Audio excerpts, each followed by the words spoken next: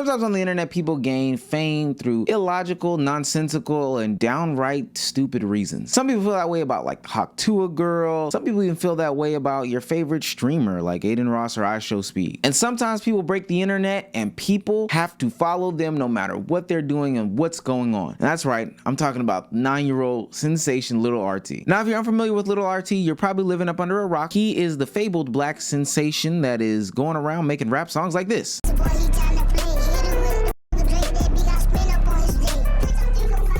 Now, he's been terrorizing the internet for a whole year now, since 2023, and he makes a bunch of secular music, makes a bunch of mean faces, and honestly is slanging and banging well past the 9-year-old's bedtime. He's garnered a lot of attention for most likely being in the wrong places at the wrong time, specifically for kids. Like when I say that there's a bunch of imagery of him being out at his strip club well past his bedtime, but even just being at a strip club, even if it was in the middle of the day, there's a lot of videos like that. And just like anything else on the internet, when people find a sensation or something that drives clicks and views, they want to see how deeply perverse and how much they can one up the next person when it comes to creating content with said thing. There was this video where he was the co-host subject of a 20v1 where he's trying to find his mom a date. Go on a double date, you feel me? You and her and me and her, you feel me? After this type shit, you feel me? What you think about that? Straight? Understand?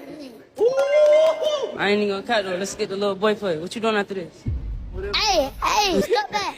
Hold on. Step back. How you feel? How you feel though? You wanna know what I'm doing after this? She wanna know. Sure. What you doing? She going home. Yeah, let me get her number. Let's FaceTime. Nah, you a female too. Yeah. Eliminated. Not only is him participating in this type of content disgusting, but the fact that they're coaxing him and egging him into saying stuff that they know would be well over the limits and capabilities of a 9-year-old understanding. And honestly, it's around sex. It's really just disgusting. CPS should have been involved. But that was him just being the co-subject. What if I told you he now has a show where he is going to be the main subject? This flyer popped up on my timeline the other day where it's 20 women versus Little RT. Now, everybody involved with this should be filled with a bunch of shame. The women involved, the person who is hosting the show, Little RT's mom for driving him there, even the person who made the flyer. How could you sit there and put 20 women versus Little RT, knowing the context of what a 20v1 is and knowing that it is involving a 9-year-old child? Now, I will say a lot of the internet is disgusted by this. They are straight up calling the women what they are for who they are. I mean, this is predatory. We know that 20v1s are synonymous with things that are sexual or relationship, and what these women have to do with Little RT, I don't know. Is he looking for the next babysitter? Is that the way that they're gonna frame this video? Most likely not. They're just getting him on here to do the same salacious things that he's been doing since he's been on the internet. Probably getting them to slap some ass too. Another thing I want to know is, how do these videos produce any sorts of views? Why are people watching this little kid be forced to be a degenerate? Now, mind you, if he was going to be this type of way without the cameras rolling, that's one thing. But the fact that people are encouraging this by giving these content creators any sort of views is another thing, because then he's not going to know what's right or what's wrong. He's not going to be able to distinguish what's going on or what's not going on. Another question arises, where are his parents? Clearly these content creators and, you know, entertainers and rappers and athletes that have Little RT around are no good. But we also know that they're doing this for dollar and monetary gain. And honestly, they have no interest in Little RT and his well-being either way, because if Little RT died tomorrow, they would just find the next internet meme sensationalized person to just trot on front of camera, like No Neck Jay or something like that. But the people that are supposed to have care about Little RT are nowhere to be found. Now, we of course have that video of him and his mom participating in a 20v1, and we can kind of summarize who she is as a parent. But where are the people that are supposed to have some sort of care towards Little RT and his well-being? What do you want to say to her? What happened? Hey, I'm being myself. They all want me to stop talking about my video. You hear him say that I need to be quiet because I'm all up in his silk. He's obviously being egged on by the adults, and that's really who I want to respond to, because Little RT is a child and my heart breaks for him, genuinely. I see a child that could have so much potential, and yet he is surrounded by monsters. People that know that they are not furthering his rap career. In fact, they are probably leading him down a path of harm.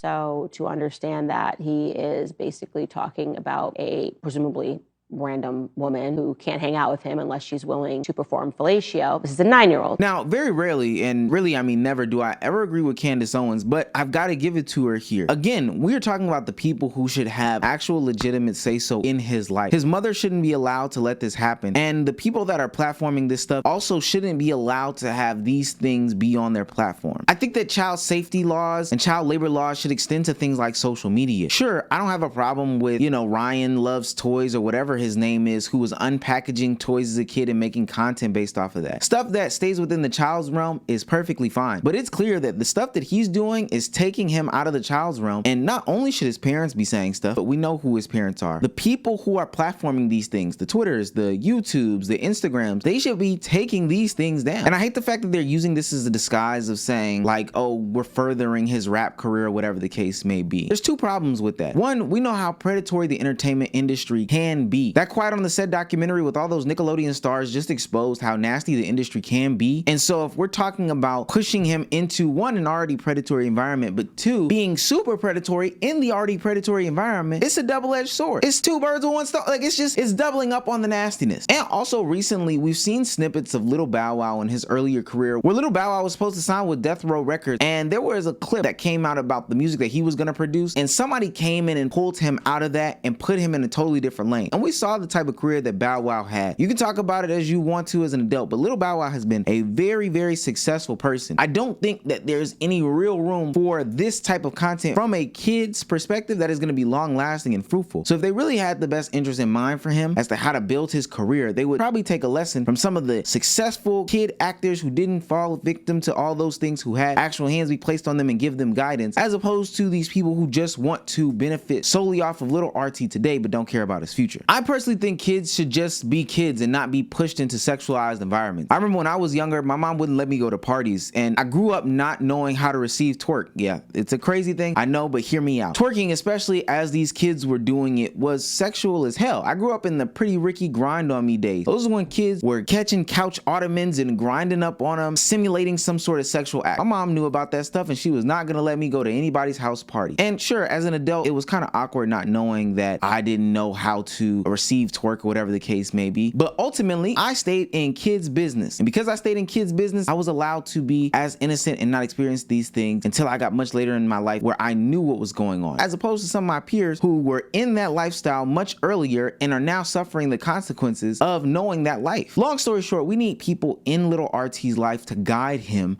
to be in a place where he can be just a kid. I walk with a girl, and I give me a girl, and I want her, and I got her number, and I'm finna her down with a partner. What?